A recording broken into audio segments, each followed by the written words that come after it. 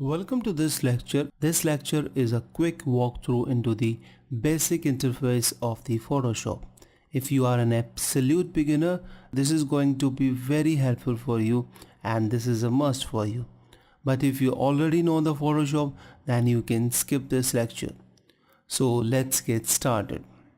This is our menu panel where all the menu items are situated. This is our toolbox panel where all our tools are situated. Okay, and if you'll press and hold, it will open the tools which are hidden over here. And this is the layer panel where all our layers would be situated. Like if this we have opened this image, this has been opened over here, and if we create a new layer, we can create new layer from here and it would be over here.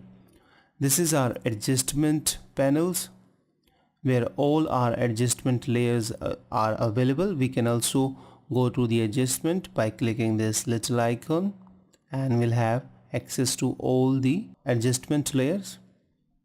Okay, and this is our swatches panel where we can pick the colors. Okay, this is the navigator where we can zoom in and we can navigate through the image. Alright,